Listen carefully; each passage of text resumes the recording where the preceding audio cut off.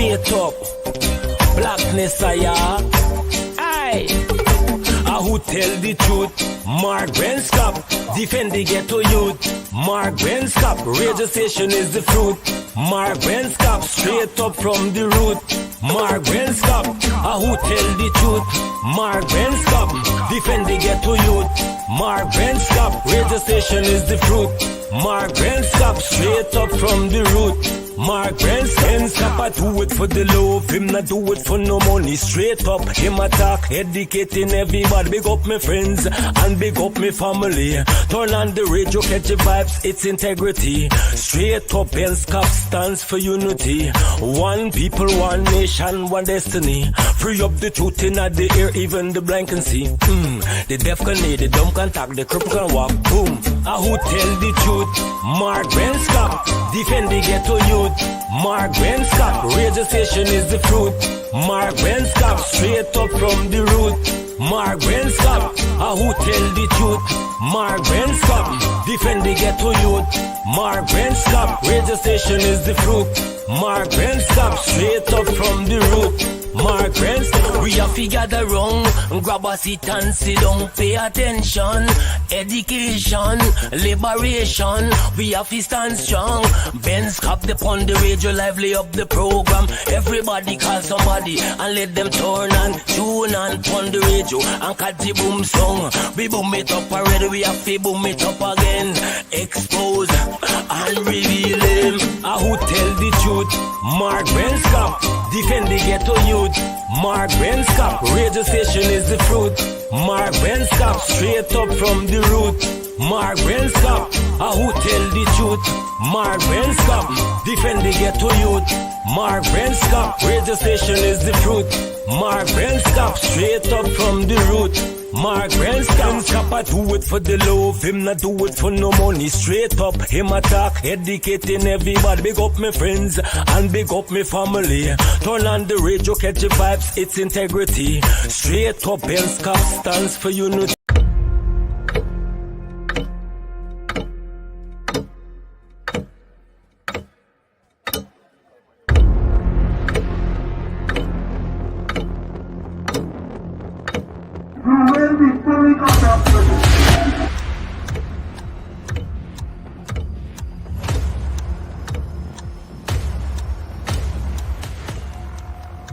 Mr. Watts, he has armed himself shots. Shots, watch it, tear gas. Live rounds. Also, I can see that.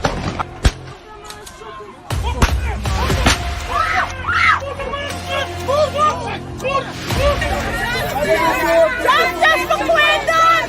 The man is a boxer, man. I like him putting a boxer, man, to do that.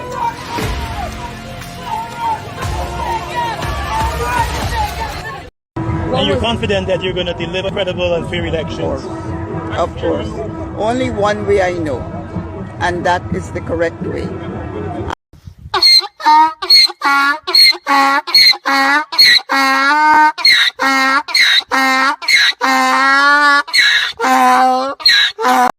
Yeah, my name is Jasmine Caldata Francis Wakenham, and since 1965 I become a voter.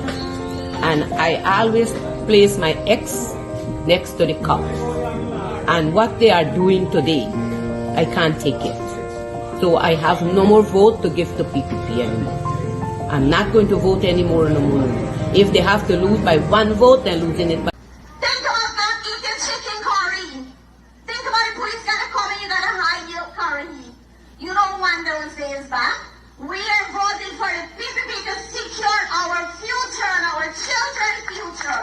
To come out through the...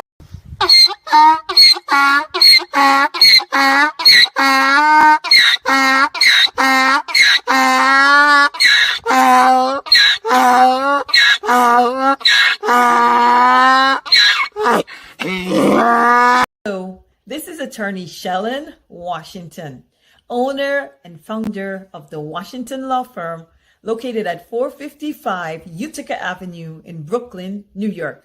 We're specialized in medical malpractice, personal injuries, matrimonial law, and landlord and tenant. If you're in need of legal representation, please give us a call today. The number to call is 718-877-3100. Consultation is free at no cost to you. So call us today to see if we can be of any assistance to your legal needs. Again, the phone number to call us is 718-877-3100. Yeah, this is the elite team. The root team. Strong team. Number one. PPP team. Yeah. Yeah, Sam. PPP all the way. Yeah, one Guyana. Yes. Holding the fort for Monday morning. In any weather, rain, sun. We are in here. the night. We there right here. We ain't going nowhere. We holding it for PPP.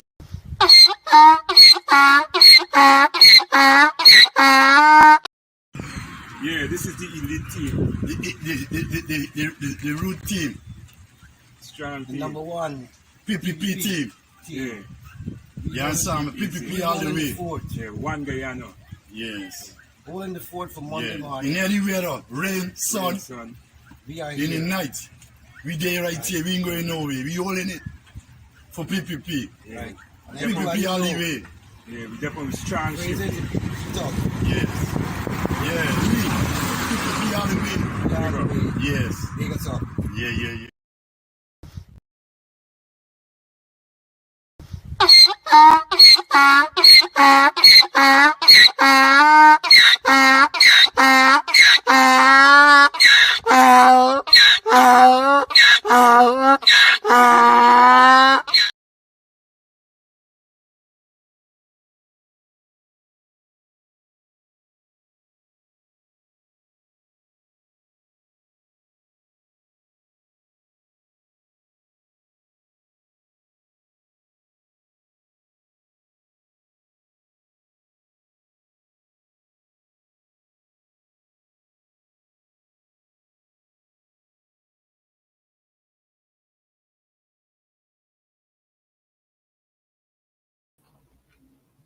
All right, let's get ready to rock and roll. 12 minutes after 9 o'clock. My name is Mark Benshop. We are going to be here for 1 hour. 1 hour we're going to be here. Spread the word. Let folks know that we are on 107.1 FM. We already have 1 and 2 of what you call the trench crappos here on. And I don't know what it is some of them have against black guys. I just don't know. Something about black guys that tickle these guys. It tickles them. Trust me. Trust me. You know, and you can right off the bat you can tell that some of these guys, you don't know whether they're guys or whoever they are, you know, we can tell what Natram is suffering from, right? We can tell what Natram is suffering from. We already know that. Don't be distracted, guys. That's how they are, you know, very, very insecure. And we can just imagine what he's going through and who may have grabbed Sati from him. Who knows? But can't blame all of us for grabbing Sati. Not at least. I don't know who Sati is. I didn't take Sati, and I wouldn't know. All right. So good evening to all of you. Spread the word. Let folks know that we are here and we are ready to rock and roll. Annette Robinson, of course the truth hurts, of course. And every night, right, Sharon Bidolp, right? Every night, you think it's not easy that every night they sit there and Sati have to look at, and he's just jealous because I am almost certain that Sati or Drupati and Savitri and so forth, they gotta look at Benshop program 107. I know some of you say, Mark is full of himself. But Natram, the likes of Natram are jealous. They're upset. They want to know why Sati, why Drupati, why Savitri, and everyone else is sitting to look at Benshop. We know why. I don't want to be too full of myself, but good evening to all of you. Welcome to Straight Up. Let's rock and roll. Thank you guys for sharing the link. Neville Silal also known as Civic. Good evening to Civic and his family, all the way there in Madhya. And good evening to the folks out in Madhya, all of you, beautiful people in Madhya. Good evening to all of you. And so we have Debbie Collins, we have everyone looking. And if I don't call your names, do not get upset. Do not be like some of the ticklish so-called individuals who describe themselves as men and suing and telling people don't come on the show. And do not be like those idiotic individuals, those haters, so to speak. Just imagine, right? Golly God, big men suing. Don't go and bench job show. Don't give me a break. Those, you know what kind of men we call them? Dede, out on the quarantine. And if you guys know who Dede is, if you're from the quarantine and you don't know who Dede is, then something is wrong with you guys. You guys are not from the quarantine if you don't know who Dede is. Some of them, some big, supposed to be big men behaving like Dede. Susuin. Oh, don't go on bench job show. Oh, why are you going on that show? You know, and all manner of things. But one of these days, you know, I'm going to tell you guys lots of things. Don't be fooled. Lots of things. All right. So let them continue to tick me like a ticking time bomb. Let them continue. Coco Brown. Now, who is Coco Brown? Who is Coco Brown? Can Keith Beresford or somebody tell me who is Coco Brown really? Who is Coco Brown? Kelly. No. Kelly Abrams, you can't use Otisha. Otisha is too, we got to say Dede. Because back in my days, Dede was the first. Otisha wasn't even existing yet when we knew about Dede. Dede, right? But good evening to all of you guys. Let's see, Coco Brown. Hi, Coco Brown. Coco Brown is saying, good night to all my straight-up families and the general himself. I'm just an ordinary foot soldier, you know? You guys are the generals. Had it not been for you guys, we would not have had any shows. And regardless, and I'm not one of them going to come here and say we have 150,000 looking or 350. I'm not going to. The numbers don't really matter. Numbers don't matter. Numbers don't matter. Rhonda Lane, good evening to you. Good evening to all of you, every single one of you. And if I don't call your names, don't be upset. Rhonda, I got to bring you on the show sometime. I want to hear what's happening in Denamstel. Rhonda is a fighter. And Rhonda is the kind of person in Guyana, they don't sit down and post all that. They go out there and they work. And that is why we got to salute people like Rhonda. And Rhonda don't just jump and say, oh, they're on the ground and give me a break. That's for the girls, right? Rhonda, big up to you, as we say. Bevan Haynes is saying big up. Yeah, big up. Big up to all of you. Hey, if our operator, Lemon, can get in touch with not Mr. Wayne Caesar. Mr. Wayne Caesar is busy with other stuff, and we always appreciate the fact that people take their time out to come on this show. They brave whatever it is. They come because they have a passion. They're not just coming for the likes and who can thing, and they're always respectful too. And that's why we salute folks like Mr. Caesar. He's not on tonight, but definitely we'll get Mr. Caesar back on tomorrow night for more, informational session and so forth and so on. But can our operator kindly get in touch with Miss Shellon Washington, our attorney right here. And sensible people, professional people do appear on 107.1 FM. All right. So, hey, guys, let us be focused. If you don't see somebody for a couple of weeks on this show, understand what's happening, right? We're big people. I don't need to spell it out, right? I don't need to spell it out. Maybe I'll just spell it out, but I don't need to spell it out at this point in time. But Miss Washington, we have just sent an invitation for her to join us. We want to touch on the situation. with Irfaan Ali and what he had to say about Dharam Lal's situation and so forth. But here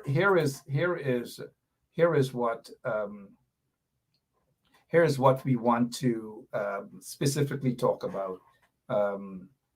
We want to specifically talk about, guys, please let us remain focused about the subject matter tonight. All right, I appreciate it. So here is what I saw happen. And let me see if you guys observe exactly what happened. Let's go to this so-called press conference. Take a quick look, guys. Take a quick look. Members of the media. Good morning, ladies and gentlemen of the media.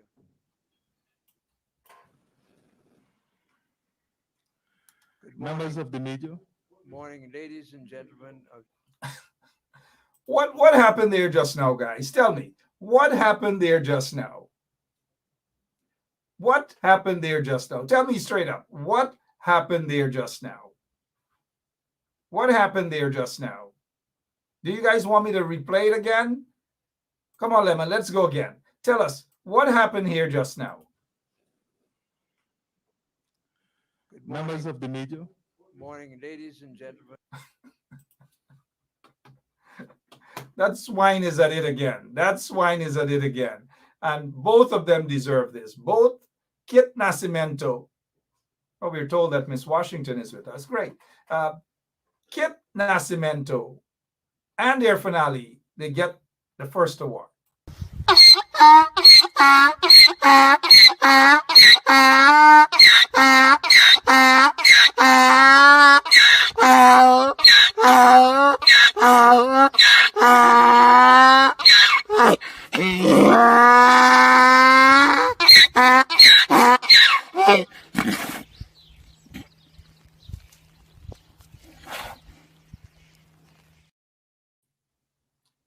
All right. Good evening to you, Miss Washington. How are you doing, ma'am? Good evening, Mark. I'm doing well. And good night to you and all your listeners out there tonight. Thank you so much. And good evening to all of the listeners. Well, 99% of our listeners, good evening to them. The 1% know who they are. The ones who love to su and the trench crappos. But let's show this one back here to the listeners. And I want Miss Washington to also take a quick look at what just happened here. Let's go. 1, 2, 3. Members of the media. Good morning, ladies and gentlemen of the media. Welcome to this presidential press conference. The president will now address you. Good morning. Kit Nascimento is at it again. You saw it there, Miss Washington, and all of our listeners. Wayne, Caesar, you saw it. What happened, guys? What are your thoughts? You're smiling. Because it's, I don't know, don't they brief Irfaan Ali before he goes to address the media? Isn't he familiar with the way press conference of this nature is usually conducted? I don't know. It's just a little bit embarrassing that the president goes up there, starts to address everyone, and then this Nascimento interrupts him to tell the audience that he's going to address them. I don't know. It just seems a little bit unprofessional, disorganized. President Irfaan Ali doesn't know what he's doing, what he's about. He looks surprised as well, mind you. You know, surprised. I noticed someone is saying from Sherrod to Mark this again. Hey, you guys should not get annoyed with these things. We got to put it out there. We can't just sweep it and forget about it. And then here it is, Pam Halls. Good evening to you, Pam Halls, saying from Sherrod to Mark this again. This is important. It is important to expose these vagabonds, Pam Halls. Come on, Miss Pam Halls. Come on. It is important. We've got to expose them. Y'all sometimes, I don't know how some of y'all operate, you know. I don't know how some of y'all operate. Okay? So we got to expose these guys. This is embarrassing. Exactly what Miss Washington said. It is embarrassing because if you're going to go out there and have a press conference and you know that you're going to have an old-timer, an outdated PR individual like Kit Nascimento is going to be there. You're going to allow your whoever it is, you take a swine and put them there as PR. Whoever it is, you put as PR. Whether it's a swine, whether it's Kit, whomever it is, it doesn't really matter. But let's take a look at this again.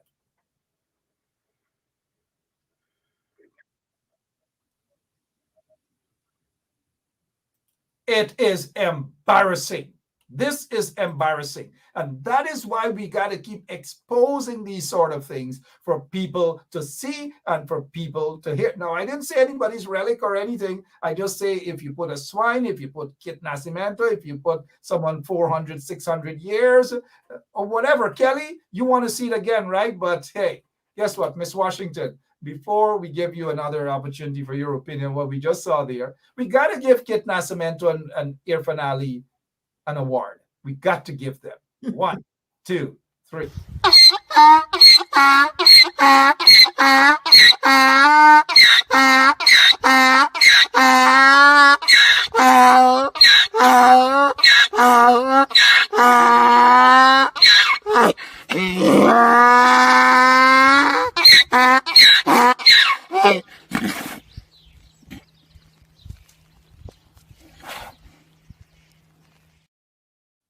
The guy, looking at this photograph, the guy left, both of them left shocked.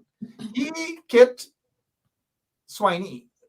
Nascimento, is looking at Irfaan as like, what's going on? Irfaan is looking at like, anyways, we got to move on, but we just thought we got to expose these people. We've got to do that. Miss Washington, how have you been? Mike, I've been well, very, very busy. There's a lot going on in Brooklyn, and the viewers and all those people have been sending my phone number to their friends, family, whoever. They've been keeping me quite busy. I can understand that, Miss Washington, and we will have to get back to the law and you maybe sometime this weekend or whatever. But I can understand how busy you are. I'm getting a taste of that myself, but albeit, I don't know, Miss. All right, so here is what we're gonna have to do. Because the operator is messaging me that there seem to be some technical issue at your end. Should we allow you for another 5 minutes and then have you return after, Miss Washington? I think so, Mark. So we could avoid any interruption in this program. Yes. So then we'll just have you go for 5-10 minutes or so and then return, or yeah, just a few. I don't want any interruptions. Thank you so much. So we'll have to remove you until that situation is rectified. All right. So we will be back with the attorney. But in the meantime, what else can we talk about? What you guys want us to talk about? Let me see some of you. Let me welcome you guys, all of you, every single one of you. Good evening and welcome to Straight Up. It's been a busy day for me. It's beautiful indeed. I'd like to find out about your day as well. Michelle Jones is saying Shalon is beautiful. Gone to this beautiful thing. Good evening to you, Michelle Jones. All right. Hey, guess what? Do you guys remember this story? It was last year, July 12th. So today happens to be the anniversary. Today happens to be the anniversary. Last year, this very day, I made a post to Irfaan Ali, and I said, basically, Dear Irfaan, if you're serious about any probe of bribe allegations leveled against Bharat Jagdev, then announce that you are going to have a commission of inquiry and have law enforcement agencies in the USA, Canada, and the UK conduct the investigation. So save us this crap about an investigation by members of the Guyana Police Force or that rascal heading Soku. Look, the reason why we're looking at this, bribery allegations on Vice News program should be probed. Irfaan Ali's words, this is not propaganda. Irfaan Ali's words about bribery allegations on Vice News program should be probe. Do you think anyone at that so-called press conference today, anyone at all, would ask Irfaan Ali about the probe? What has happened about that probe? Meanwhile, Jagdeo is running around the country as though he's some sort of angel, as though he's some sort of pandit, he's a magi or a bishop or an apostle, right? That is how he's running around. There is no probe, no sighting of Sue, nothing. And that matter just disappeared just like that, right? Just like that. Mr. Mark, I believe every word of what Mr. Shu is saying.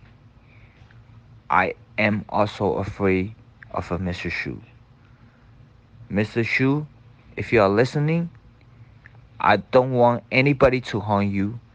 This is a serious thing. So the question is, where is Mr. Sue? What has happened to that probe Irfaan Ali has promised about? He has promised about that probe nothing. Absolutely nothing.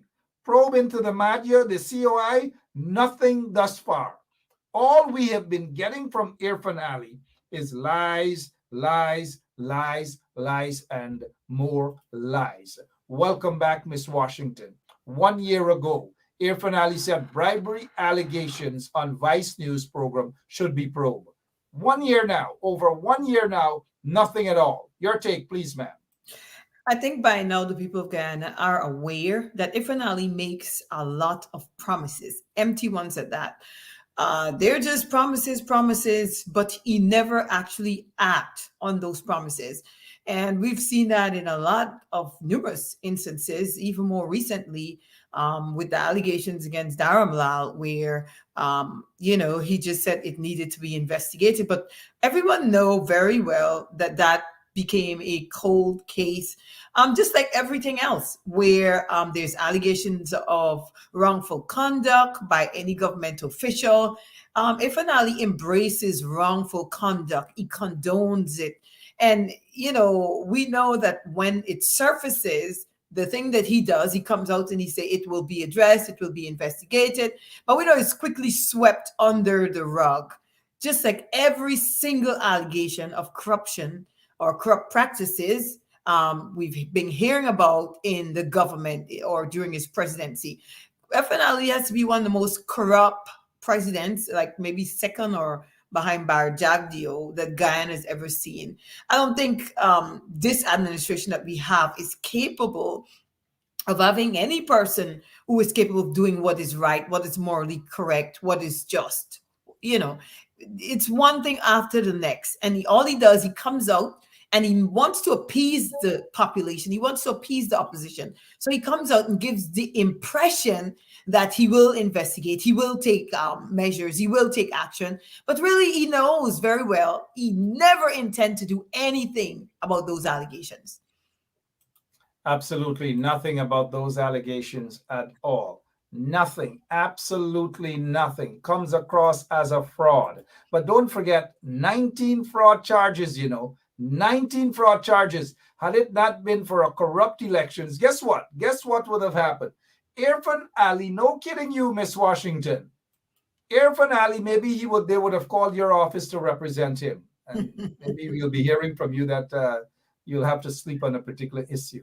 You got to sleep on that issue, right? But Irfaan Ali would have been right now with Bubba and John and whoever else in a hammock at Luzignan prison because of those 19 fraud charges. So why should people believe anything that guy has? Why should people? It's a waste of time. How much of an embarrassment you guys think that Irfaan is in the international community when foreigners meet with him? To be honest, I think Irfaan Ali is more of a laughing stock. I don't think I think this is one of the first president I've ever seen Guyana has that I don't think anyone would take Irfaan Ali very seriously. The first challenge Guyanese face is to have somebody in office who is not very well educated.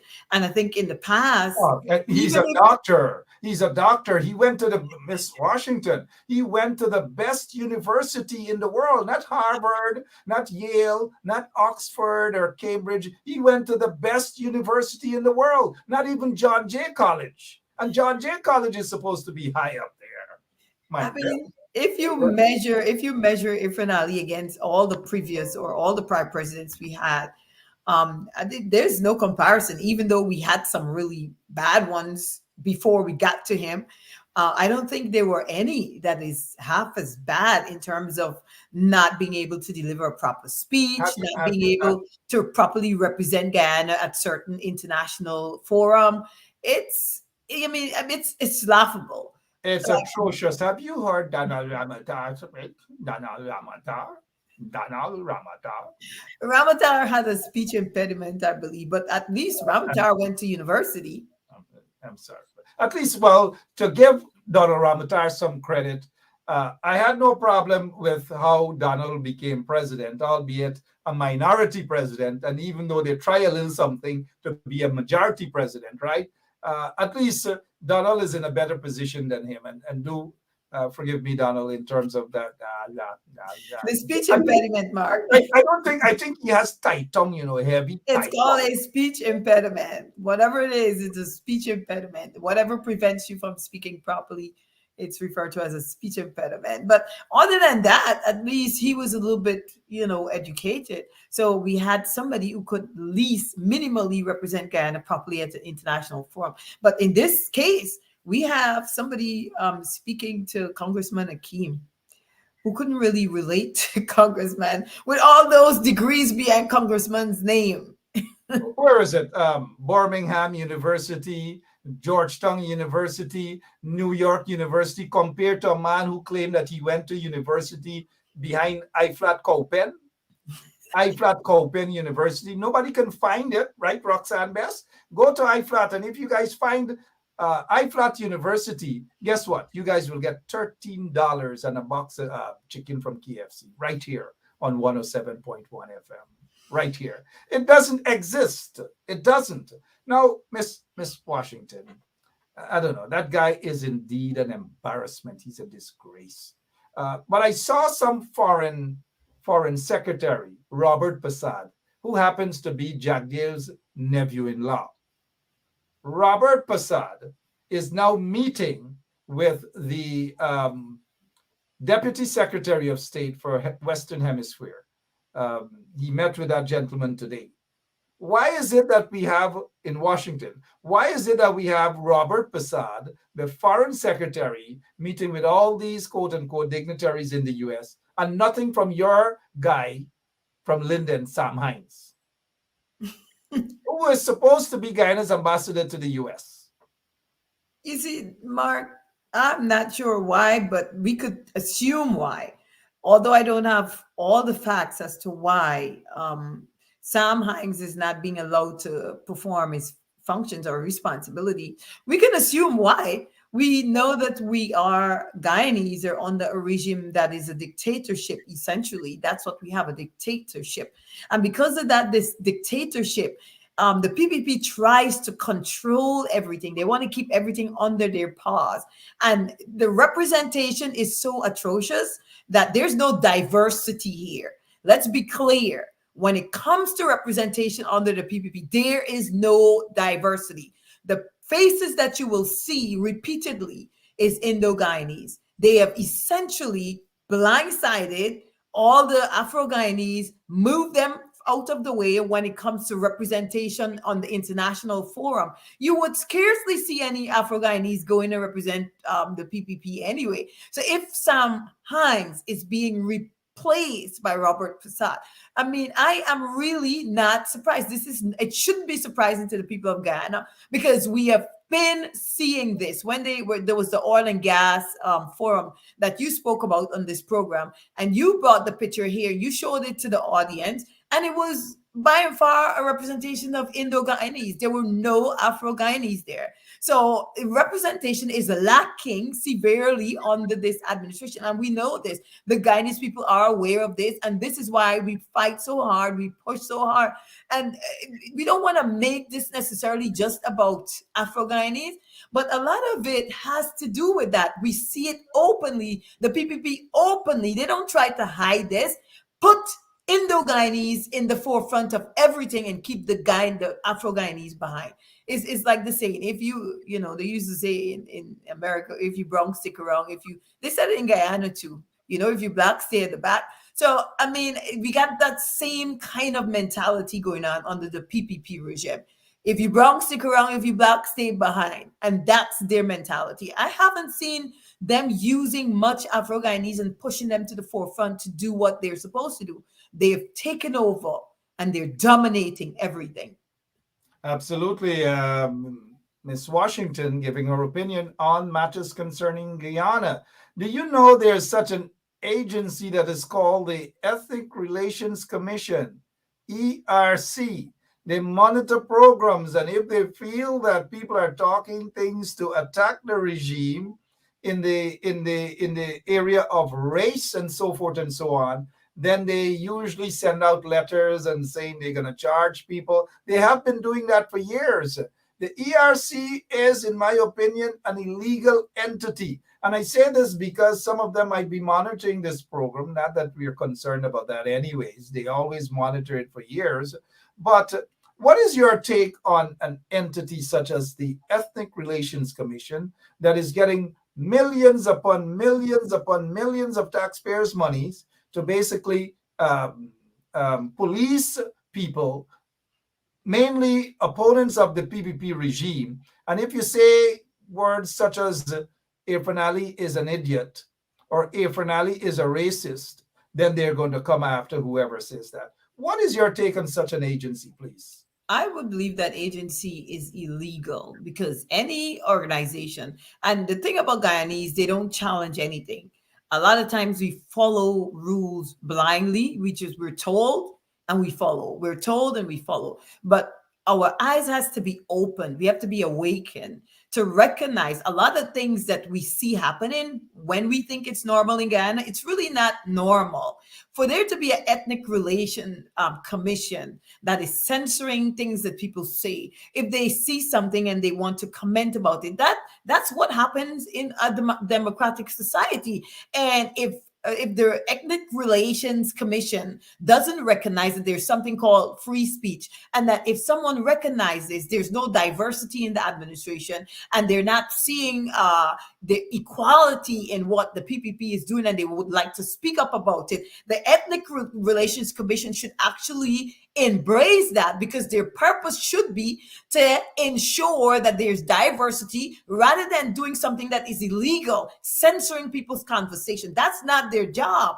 Their job is, it should be, because if it's called Ethnic Relations Commission, it means that your responsibility is to ensure that there's diversity in the regime or whoever is in political power, and whatever system there is, there should be diversity. That should be their function. But if their sole function is to censor conversation or censor media or censor the things that Guyanese people are saying publicly without any proper justification and just to oppress the masses, exactly what the PPP is doing, that conduct is wrongful, it's illegal, and somebody should challenge that commission and quash their responsibility. Because if they're illegal under the Constitution doesn't allow for censorship of a person's right to speak. All Guyanese has a right to speak. We have that democratic right. It's a protected right that you are in a democratic society and you should be able to express your opinion freely without oppression.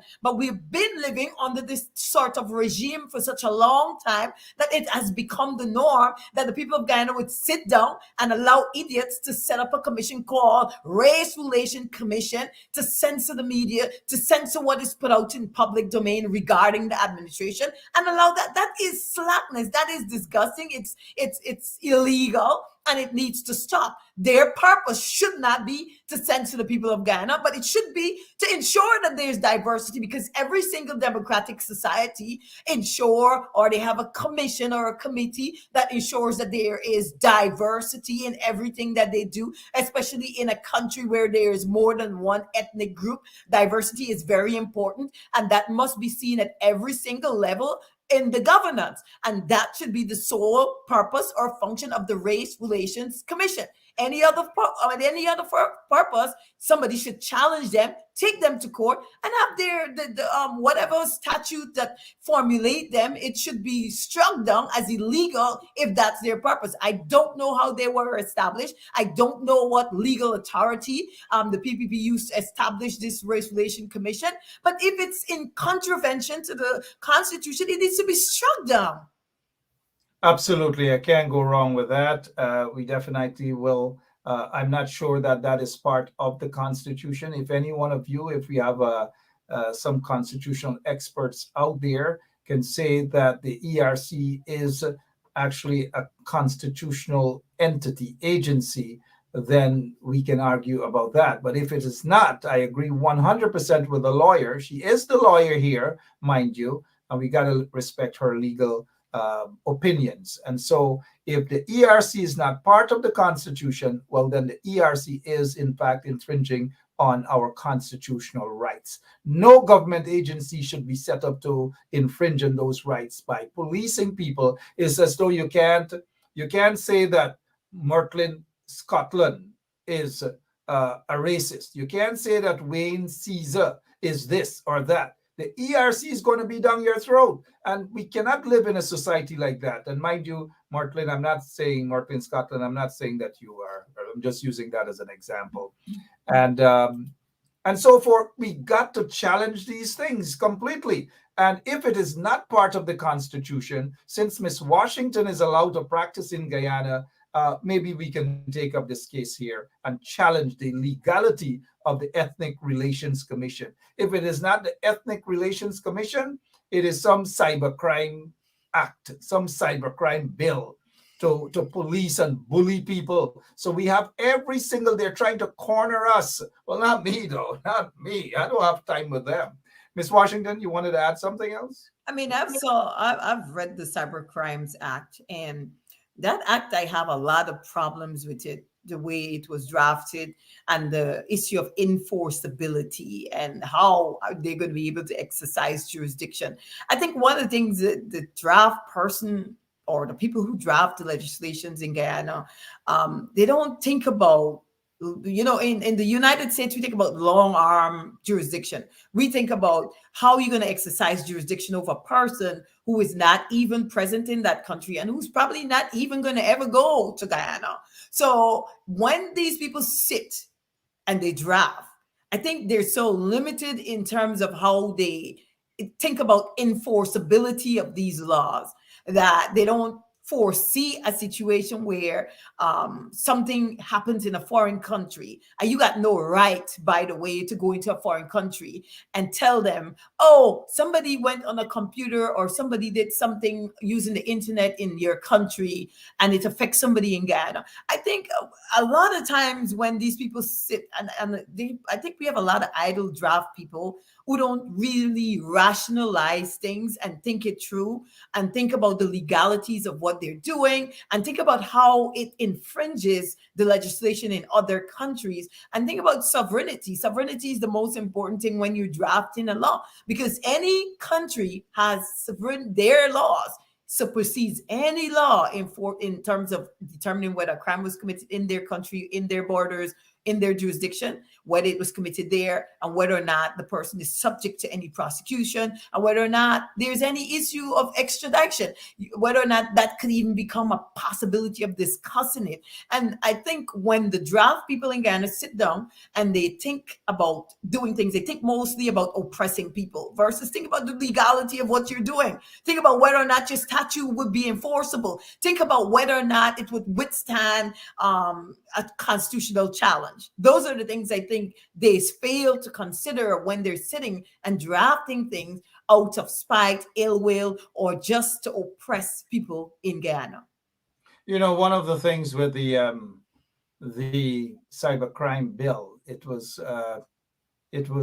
drafted under the coalition government, and at least some of us, at least I was very vocal publicly about that it was not something that we should have in the year 2023 or whatever. We should not have that at all. And I did say that it's going to come around to haunt mostly supporters of the coalition, were the coalition to be voted out of office. Under the circumstances in 2020, they were not voted out, they were booted out. A big difference. But Selwyn Peters, attorney at law Selwyn Peters, is saying that the Ethnic Relations Commission, it is pursuant to Article 212D of the Guyana Constitution. 212D of the Guyana Constitution, which is basically, and thank you, Selwyn Peters. Also, thanks, I noticed Shadow Minister of Housing, Annette Ferguson, has also echoed the very sentiment that it is part of the Constitution. Does that change anything, Ms. Washington? No, Mark, because what I actually said, that if the Constitution is what formulates the Ethnic Relations Commission, then its purpose or the function should not be to oppress the people. It should not be to oppress free speech. What it should be doing is ensuring diversity among in the administration. Whoever it is that is in government, we should have diversity. They should be looking into issues that is affecting every single race in an adverse manner and ensure that those things are corrected. I mean, I don't have the statute. They said it was under the Constitution that permits for the formulation, but there must be some other statute that gives it's the legs to stand on, that tells you what it's supposed to be, what its purpose is, what the functions are. Because the Constitution generally doesn't spell all of that out. It usually just gives the right for something to exist. And then there's usually another statute somewhere that gives you more detail as to what the purpose or the function of that commission should be. So I don't have that statute, so I can't speak on what the real purpose of the Ethnic Relations Commission is. But what I'm saying, the purpose could not be to oppress people. It couldn't be there just for the purpose of saying, okay, well, we're going to make sure that you don't have free speech, you don't have a right to speak if there's something that is affecting the population in Guyana, or if there's a race issue that is affecting people in Guyana, you shouldn't speak on it. It couldn't be that the purpose is to oppress people in a democratic society. That would be incorrect. So it really doesn't change anything that I've said previously, because if people listen to me, what I said is that I don't know what statute, what give them the right to formulate the Ethnic Relations Commission, but it certainly couldn't be for the purpose of oppressing the masses. It couldn't be. Certainly it couldn't be, and this is what we're seeing, that the PPP regime is using these agencies, the Ethnic Relations Commission and so forth, as an agency to oppress people. We have discussed this before, Ms. Washington, and let's welcome those who are now joining us. Good evening and welcome to Straight Up. Attorney, your favorite attorney right here on 107.1 FM, Ms. Shalon Washington is with us. I noticed some people, you gotta love Guyanese. Guyanese, once they like you, they're gonna say it's time for Shalon Washington for president. So everybody they like is everybody for president. So right now we're seeing some messages, Shalon Washington for president. Ms. Washington, President Washington. Mark, let me just say one thing. I'm looking at the statute right now, right? So people need to know what it's saying. It says one of the purpose is to investigate complaints of racial discrimination and make recommendations for measures to be taken on such complaints if the complaints are valid. And that's what I was saying. It couldn't be to oppress people. It has to be, it says it has the right to monitor and review all legislation or administrative act, but it would never be that anybody, any constitution would allow for any commission to oppress people in a democratic society. It has to be that it wants to allow for diversity, all inclusiveness, to stamp out racism and racial discrimination. And that's essentially what I'm seeing here.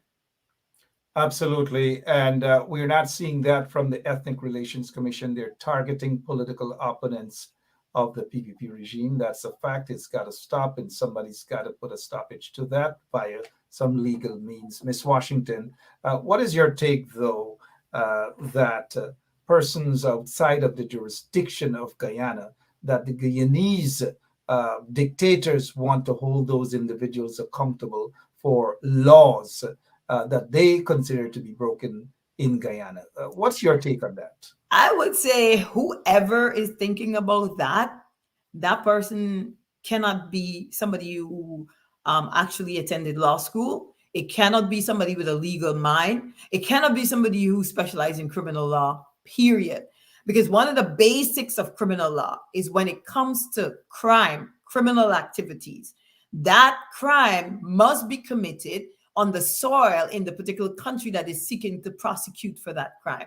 It can't be committed anywhere else. If it's committed anywhere else, you have no jurisdiction. You can't touch anyone. You cannot prosecute anyone. So whoever is thinking or conceiving that thought couldn't possibly be a criminal law attorney, or they probably skipped the criminal law course when they actually, or if they did actually went to law school. Because one of the fundamental principles in criminal law is that in order to prosecute any crime, it must be committed in the jurisdiction where it will be prosecuted. That's the one thing that differentiates criminal law from civil law. This is why I only do civil law, because with civil law, you can prosecute a civil case virtually anywhere. It's called forum shopping. I could do forum shopping in the United States. Somebody could breach a contract in Florida and it could be prosecuted in the state of New York, or, vice versa. You could choose, you could pick and choose. And then there's the diversity jurisdiction in federal court. But we don't have that when it comes to criminal law in no state. And this is why there's something called extradition. You have to extradite somebody to the place where they commit the crime for them to be prosecuted. So therefore, if somebody does something in a foreign country, you have got to maybe have some sort of treaty, my friend, with the country that the person you're alleging committed the crime with that same country that the person is living, to have that person sent to you to be prosecuted for a crime committed in a foreign country. It wouldn't happen. It doesn't happen that way. The crime has to be committed within your own borders. And if it's on the internet, you have a lot of problems, because there's so many gray areas when it comes to cybercrime and how to prosecute it and how to deal with it. And I know Guyana is not even halfway equipped to deal with anything to do with the internet. They don't even have half of what it takes. They're not up to par with developed countries. They're nowhere close. So anybody is even conceiving that thought, I would tell them, please drop it. Because first of all, we have the money in Guyana, but we don't have the legal skills to draft the laws and to do the things that it takes in terms of having treaties with different countries, to intertwine, to cause a correlation between the law and the treaties and the countries that we're seeking to have people prosecuted for, if it's something to do with the internet. So we can't even conceive that. Guyanese can't even. They're not halfway there. And they're not as bright people. Some of them probably went to night school at law, you Wooding or wherever. I know you went probably during the day. And people agree that you're a brilliant lawyer. You paid for all of your law books. Nobody gave them to you. You didn't steal law books or anything. You were never accused of stealing law books. And you come across like a very brilliant lawyer, knowledgeable lawyer. Unlike some people who may have grabbed law books, stole law books, whatever it is. We know who some of those people are, right? And we want to remind our people that you cannot sit in a jurisdiction. In the case of we are in the United States of America, we could curse the president of the United States how much we want. We could call him all manner of names, albeit you can't overstretch it by threatening and all these sort of things. But you can say that Biden is an old FART, whatever. You can say Trump is an idiot. He's a racist. He's a whatever. All these things you could say. And nobody's going to come after you. And we can sit where we are. For example, I can say that Irfaan Ali is an idiot. How is it that I can sit in the jurisdiction of the United States of America and say that Irfaan Ali is an idiot? What law am I breaking when I'm allowed to exercise my constitutional rights right here, the First Amendment, freedom of speech and so forth and so on? But those guys in Guyana gonna want to say, hey, you're not allowed for free speech when I'm not even in that jurisdiction. Again, I mean, you just spoke about that, but how idiotic is that, though, of those guys in Guyana? That's what I'm saying. I think because we are basically under a dictator rulership in Guyana, what they think, if you say something that they're offended by, they believe that, oh, there's a way for me to prosecute this person. Oh, there's a way for me to get that person. But really, what they're doing is using the law to oppress people and to disadvantage people and to harass them, essentially. Is that what the law? The law is not about that. The law is to protect citizens, not to harass them, not to persecute them, like what the PPP is doing. That's all the PPP know to do, is to harass people if they say something that is offensive to them, when they speak the truth, when they point out or highlight the flaws in the administration, they take offense to that. It's like we had Priya on the other night here talking about defamation, because we spoke up about something she was doing in Parliament and something that the PPP did when they were yelling rape, and she was talking about defamation. And the thing about it, a lot of people don't know, even in Guyana, because I studied tort in the British context at the University of Guyana. So when it comes to tort, like I said it here, that I'm the queen of tort, because like when it comes to tort, I don't think I've been matched yet, because she is speaking. Priya gone into hiding right after that because she knows she's been exposed. He was speaking about suing for defamation, and I'm like, no. The thing about the British law that she doesn't know is, if I make an allegation against her in America, I would have to prove that those allegations are truthful. But in Guyana, on the other hand, because they fall under the British system, she would be the one would have to prove that my allegations against her is false. It wouldn't have to be me. The burden would not be on me. The British legal system puts the burden on the person who's claiming that the statement is false. The person who's saying, oh, it's a false.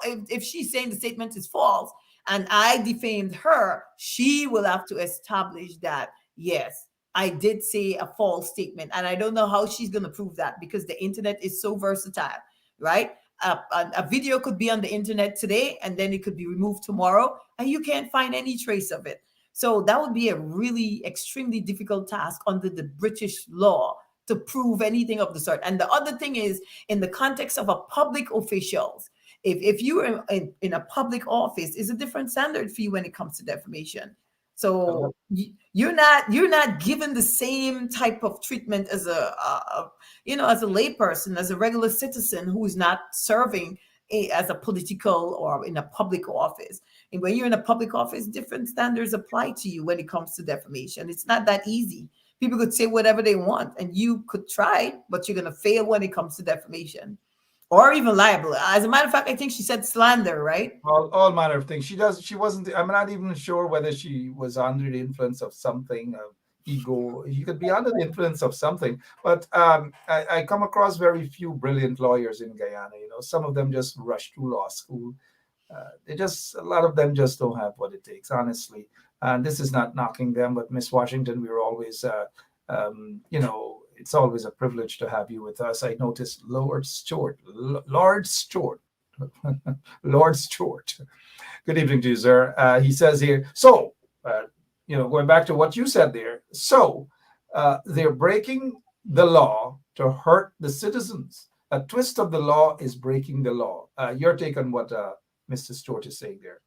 I mean, he's correct, because they're using the law as a weapon. They're weaponizing the law against the masses. They're not using the law to do what it's supposed to do. What the law is supposed to do is to protect. That's the purpose of it. Otherwise, we wouldn't need the law. But what the PPP does, they take the very law that is supposed to be used to protect the masses, and they use it against them to oppress them. And then if that's not enough, they use the police force to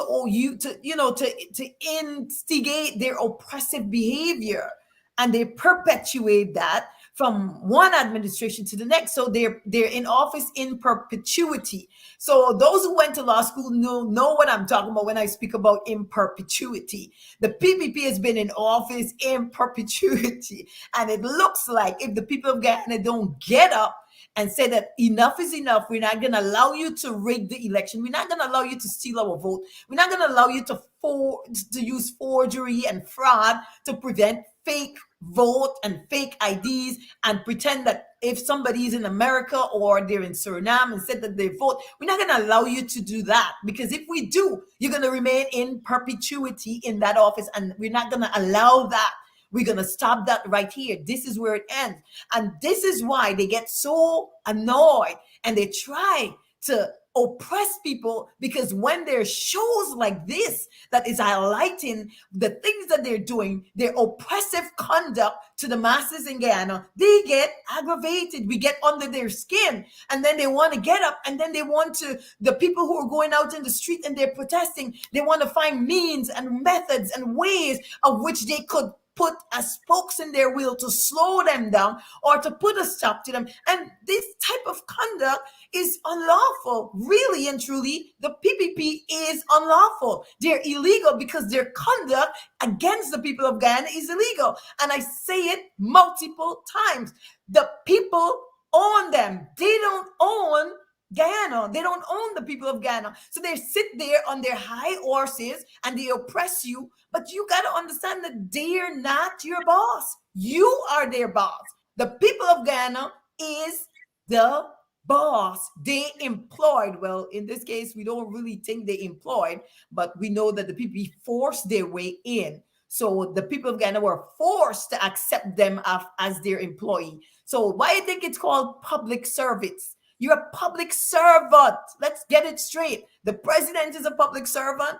Everyone under the administration, they're all public servants. They serve the people of Guyana. And then when they sit there and they act like it's the other way around, that the people is supposed to serve them, it doesn't work that way. The people have got to wake up and recognize that their conduct is illegal. They're using the law to oppress you, and that shouldn't be. Well said, Miss Washington. 6 minutes after 10 o'clock, time really flies. And I'm glad that you mentioned that, because oftentimes we see videos, police over in the U.S., whichever state, they pull someone over. The people remind them, look, you guys work for us. The politicians work for us. There's no difference of that scenario in Guyana. There's no difference. Irfaan Ali is an employee of all taxpayers of Guyana. The policemen and women work for you, the taxpayers of Guyana. Whether you pay taxes or not, they work for you guys, and therefore they have to protect and serve. Who they have to protect and serve? Not Irfaan Ali and his family, or Jack Deo and his folks. No, they are there. The police is there to protect and serve the entire country. Not Jack Deo, not Irfaan, not those goons alone. No, everyone. Jack Deo and Irfaan, they're there to serve the people of Guyana. Sorry about that. Jack Deo might be watching and get the wrong impression. But I noticed somebody mentioned something about Dharam Lal's situation. This brings me to Dharam Lal's situation. It brings me to the letter purportedly coming from the victim. But we'll touch on that shortly. Let me just remind people about this here. It's a good quote. When a clown moves into a palace, he doesn't become a king. The palace becomes a circus. Turkish proverb. The palace becomes a circus. This is what's happening in Guyana right now. The country has become a circus because there is a clown.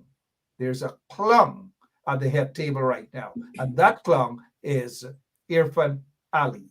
His circus are members of the cabinet, including Dharam Lal and others. This brings me to this here now. A letter purportedly by Anisi Fredericks, who is supposedly the rape victim.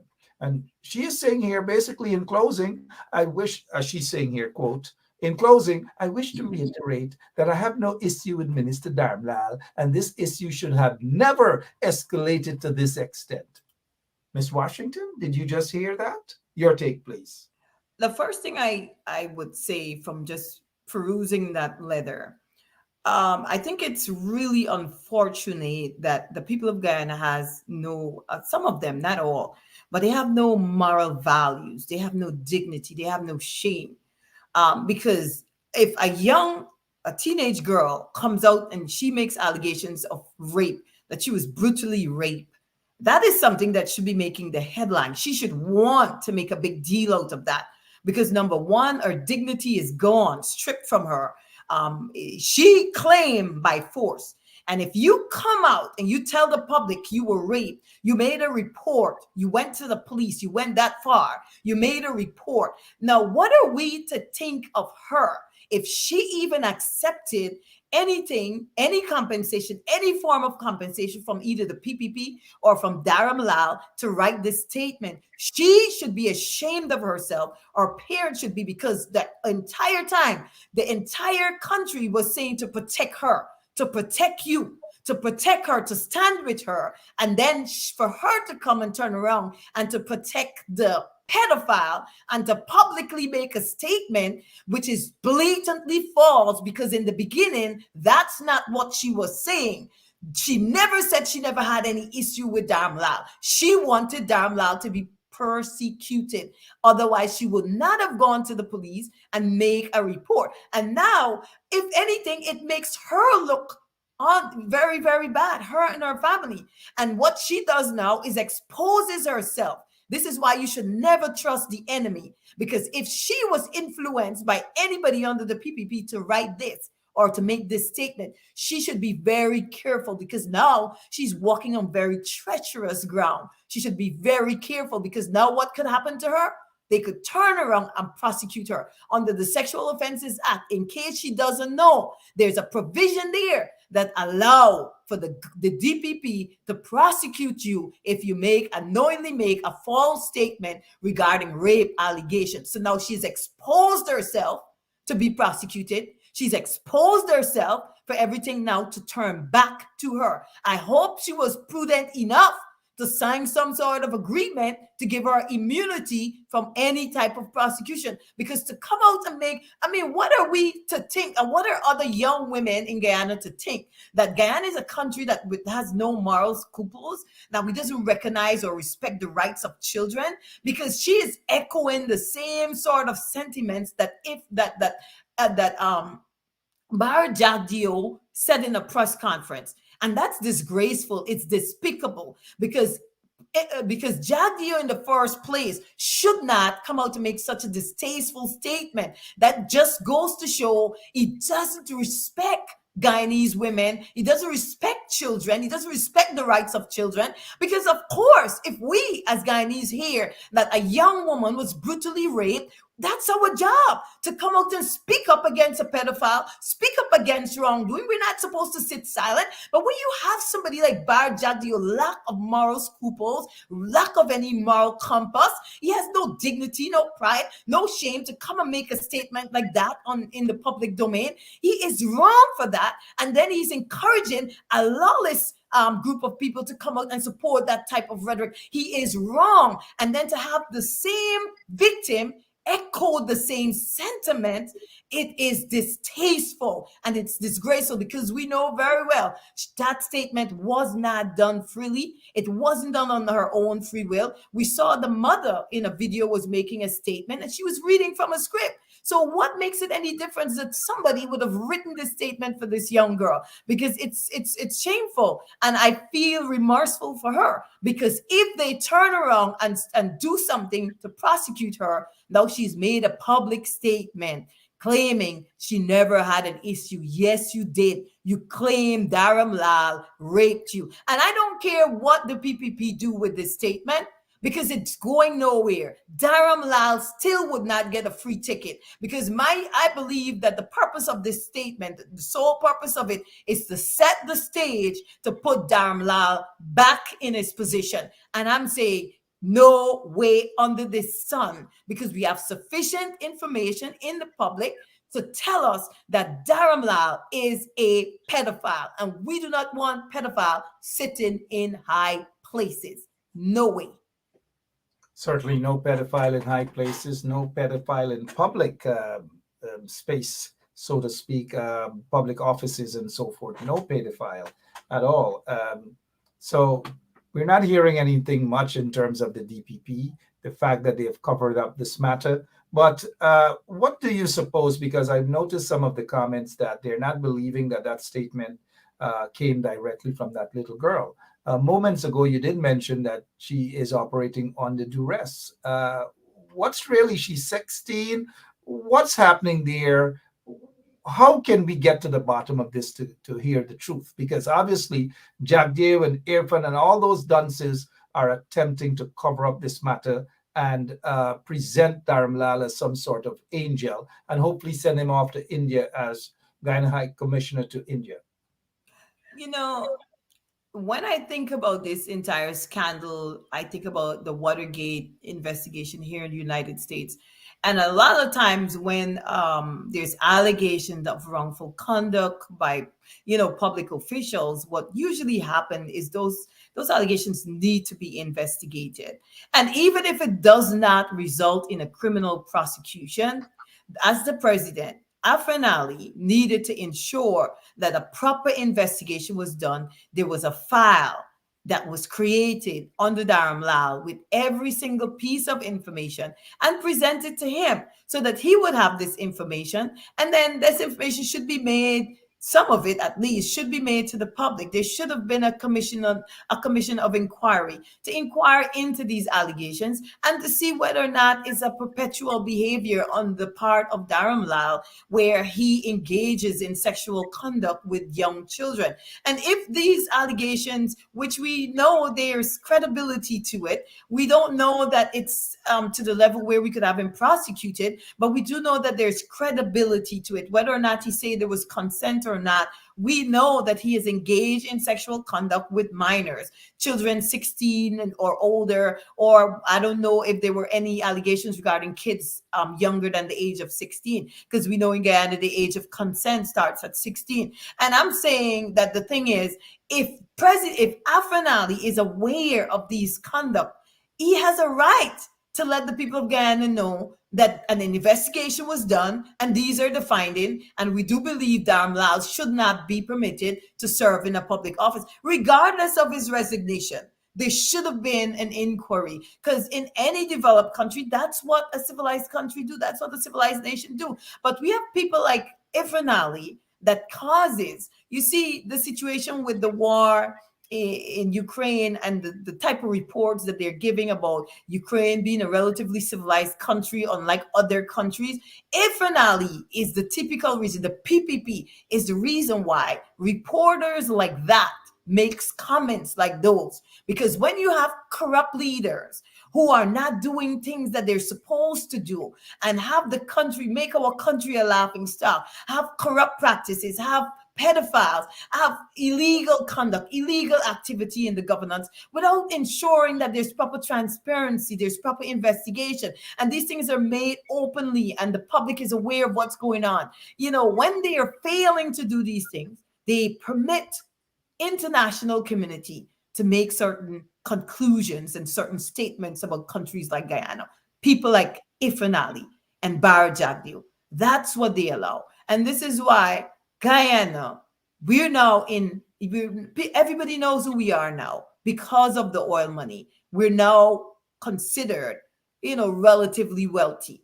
And people like Irfaan Ali shouldn't be allowed to continue to sit as president and condone conduct which we would reprimand for, or we would say it's distasteful or it's illegal. He condones such conduct.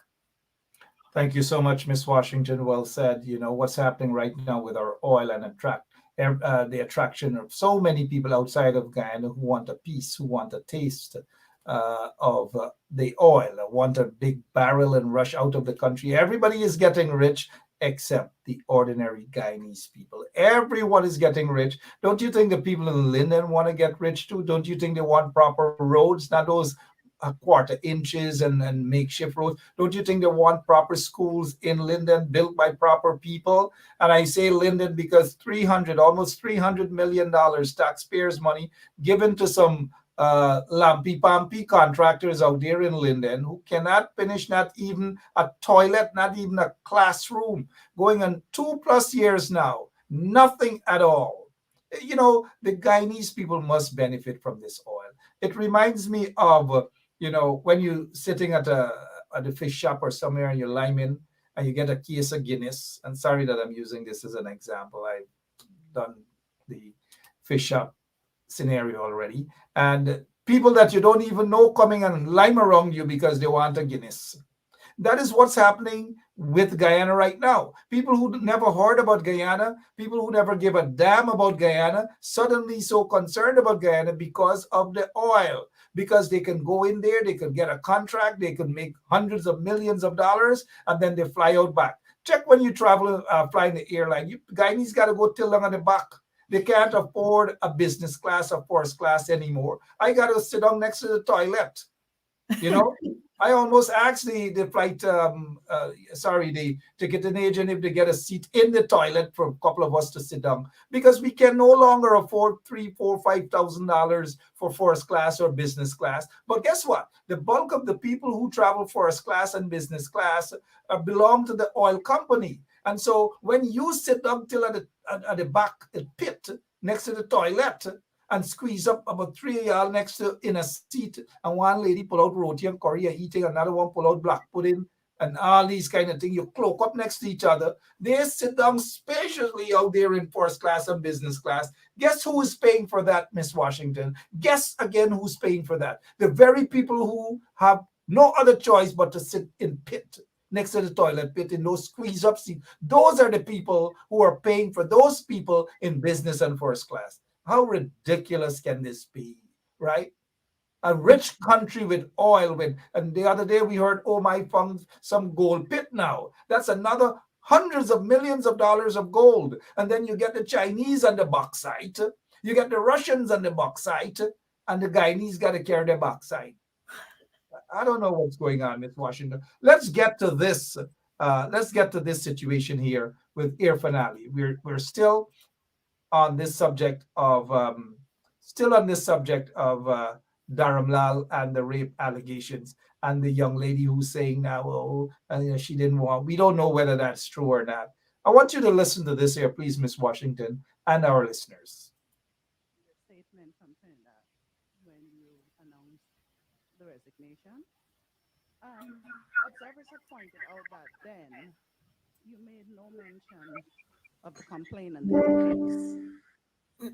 Do you see this as a major omission, or was this deliberate in terms of having no sympathy for that person? And the follow-up to that would be,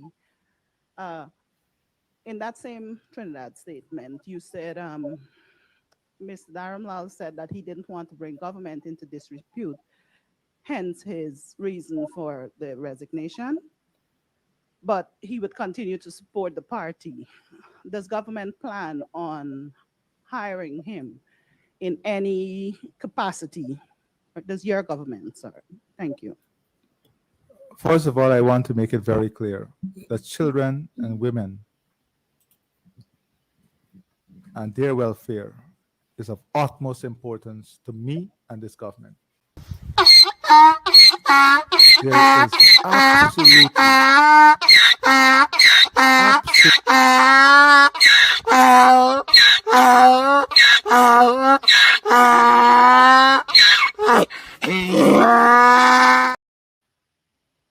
I just had to do that, guys. I just had to do that because the hypocrisy, the silliness coming from this president.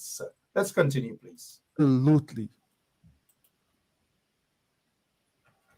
no time in which this government will put the welfare of women and children on second born or third born. The welfare of women and children is of utmost importance to us. At the time, I was dealing specifically with state agency that made a pronouncement and my consequential action in relation to that pronouncement. Haven't heard from the minister. That is all it is. I have complete respect and regard for children and women. They are. Miss Washington, let's hear from you with that statement coming. He has complete respect for children and women. There's no evidence of that, but let's hear from you, ma'am, please. That statement is false to begin with. Dharam Lal has been openly making sexual remarks, graphic sexual remarks to women under him in Parliament. I remember the dildo remark, and Irfaan Ali has never spoken about that. So Irfaan Ali, and it was made to a Muslim member of Parliament, which is a very respectful and conservative woman, and he never spoke out about that. And even when these allegations came up about Dharmlal, which he knew, he had to have known that Dharmlal has issues because of the comments he'd been making in Parliament, he said nothing about having Dharmlal removed from his office or suspending him. He said nothing. He sat there the entire time. So he cannot even speak to the public about having respect or utmost regard for women. What women? Maybe his wife. He doesn't respect women because the minute this allegation came out about Dharmlal and this child, what he should have done as the president of Guyana is come out and say Dharmlal has to resign or he's being terminated with immediate effect. He will not be serving as a minister pending the investigation. And in addition to that, he would have ensured that a thorough investigation was fully completed. Even if DPP sent back the file to the police, he should have either appointed a commission to do some further investigation and report back to him as to whether or not Dharmlal is a pedophile. And then if he is a pedophile, he owed the people of Guyana an apology because he knew from the beginning who Dharmlal is. Dharmlal been openly making inappropriate sexual comments to females in Parliament. And he's aware of this type of conduct and he has condoned it. He's complicit. He's complicit himself. So if he wants to speak about respect, then move Dharmlal. You should have fired Dharmlal in the first place. So don't come after the fact and try to cover up by telling the people of Guyana you respect. He doesn't respect women. He doesn't respect children. He doesn't respect girls, because he would have taken the correct steps from the beginning and he would have done what is right. But he never did anything. He sat back and he allowed this to go on and he allowed the public outcry to go on. It became overwhelming to the point where maybe he received pressure. And then he came out and then Dharmlal, I don't know how they made that decision, that Dharmlal himself would resign versus the president taking the right actions. So that is cap. We call it cap. That's cap. That's not truthful what he's saying there. He doesn't care about women. He doesn't care about children. We see that every single day. So he is just being hypocritical. And I'm glad that you reminded us about the dildo comment. He never denounced that at all. And you're correct. It was targeted toward a woman who is Muslim and is a member of parliament for the opposition. He never denounced that at all. They continue to embrace it. They laughed about it. And I'm sure privately when he was probably having his little beer and his bush rum, they probably laughed about it and smoking their weed, mixing it up with whatever else, pills and blue pills or whatever. That's what these guys, that's how they behave, as though they're under the influence of those things. But Miss Washington, I'm glad that you reminded us about that dildo comment by the controversial Dharmlal. Irfaan Ali, didn't condemn it at all. So let's get back to some of the other silly things he had to say at this so-called press conference. At the top of my priority in this government priority.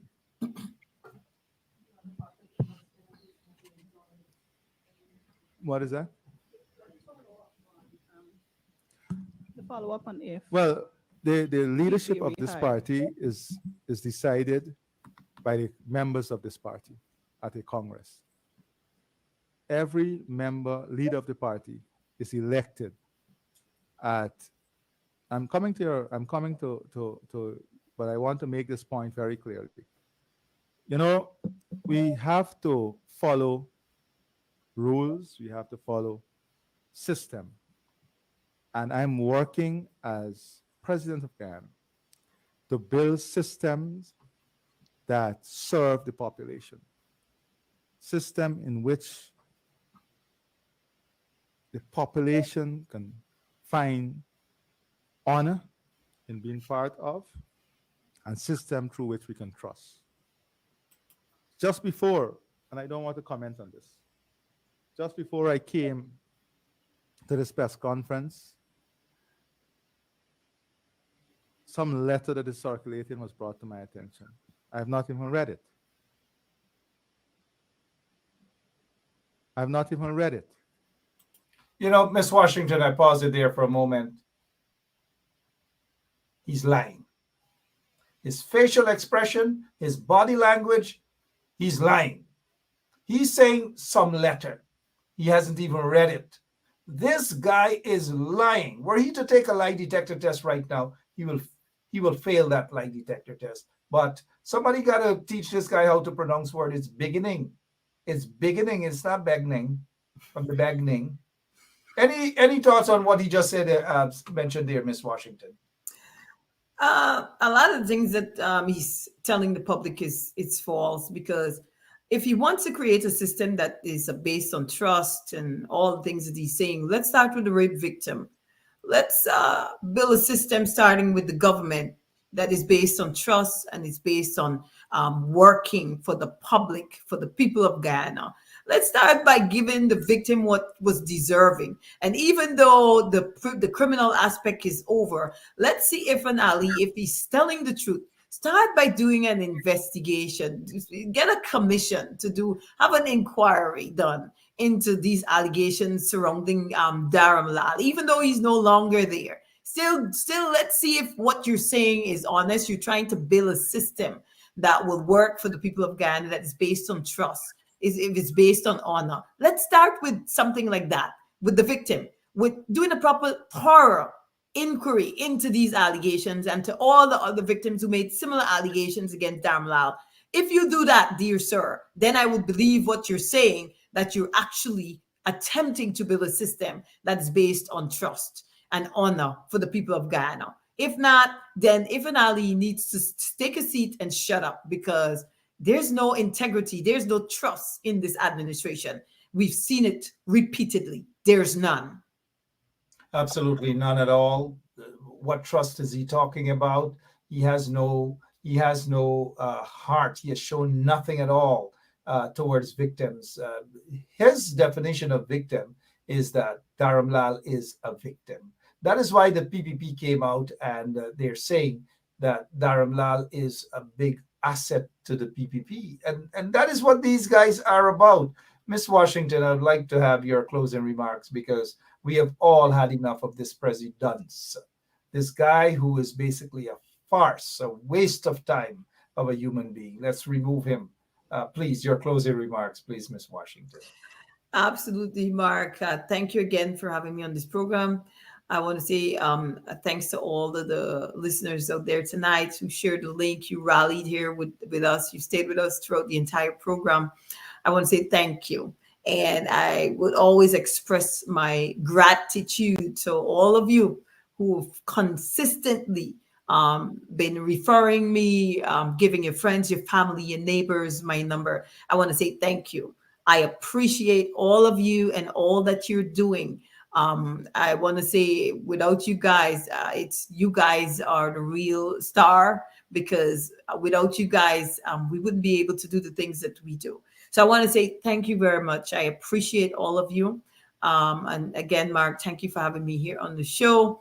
And good night to all of you. And just in case you guys didn't know the phone number, if you need to contact me, because I did see somebody earlier was saying something about they needed to discuss some sort of case with me. So if you missed it, my phone number right there, 718-877-3100. And as you can see, that's where my office is located, at 455 Utica Avenue, Suite 2R in Brooklyn, New York. Thank you again, guys. Thank you, everyone. And God bless you. And I'm hoping that we will all continue to stand with the people of Guyana to see that we evolve someday victorious. Someday we must overcome. Someday we must become one people, one nation, one destiny. Absolutely. Well said. Thank you so much, Miss Washington. Appreciate your time. And see you soon right here on 107.1 FM. Thank you, ma'am. Thank you. Good night, Mark. All right. Looking at some of your comments, it looked at some of these guys just waking up. They're now coming out here. I notice our friends over at Long Island Nursing Home, Francine Cruz, is finally up. Francine said, boom out. These people, where do they come from, Francine? All right, guys. Thank you all so much. We will be back tomorrow, same place, same time. All of you, I can't mention your names, but they have some funny guys here, man. Some of you are funny. Boom out. I haven't heard that in a while. Candy, Nalini, Inderjeet, good evening to you. Wayne Caesar, all of you guys, Sharon James, every single one of you, good evening, good evening. Thank you all so much for your time. God bless you. And I'll be back tomorrow, same place, same time. So long.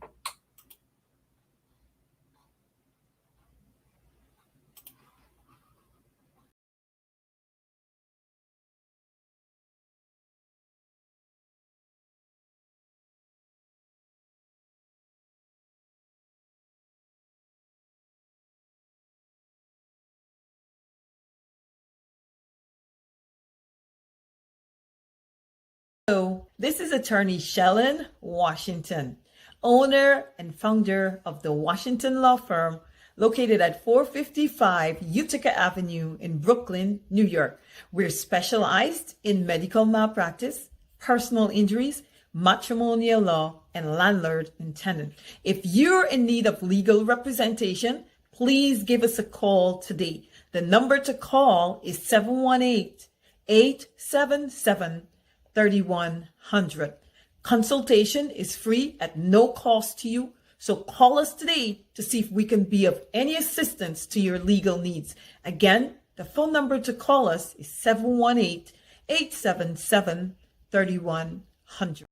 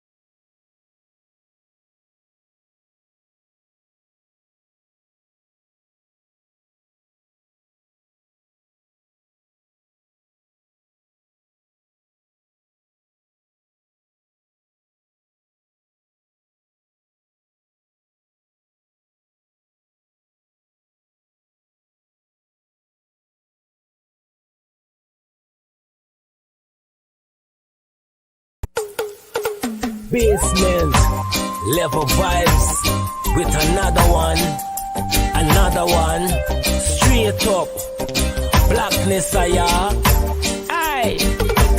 Who tell the truth? Mark Benscop, defend the ghetto youth. Mark Benscop, radio station is the fruit. Mark Benscop, straight up from the root. Mark Benscop, who tell the truth? Mark Benscop, defend the ghetto youth. Mark Benscop, radio station is the fruit. Mark Benscop, straight up from the root. Mark Benscop, I do it for the love, him not do it for no money. Straight up, him attack, educating everybody. Big up my friends and big up my family. Turn on the radio, catch the vibes, it's integrity. Straight up, Benscop stands for unity. One people, one nation, one destiny. Free up the truth in the air, even the blind can see. The deaf can hear, the dumb can talk, the cripple can walk. Boom. Who tell the truth? Mark Benscop, defend the ghetto youth. Mark Benscop, radio station is the fruit. Mark Benscop, straight up from the root. Mark Benscop, who tell the truth? Mark Benscop, defend the ghetto youth. Mark Benscop, radio station is the fruit. Mark Benscop, straight up from the root. Mark Benscop, we have to gather wrong, grab a seat and sit down, pay attention. Education, liberation, we have to stand strong. Benscop upon the radio, lively up the program. Everybody call somebody and let them turn and tune and on the radio and catch the boom song. We boom it up already, we have to boom it up again.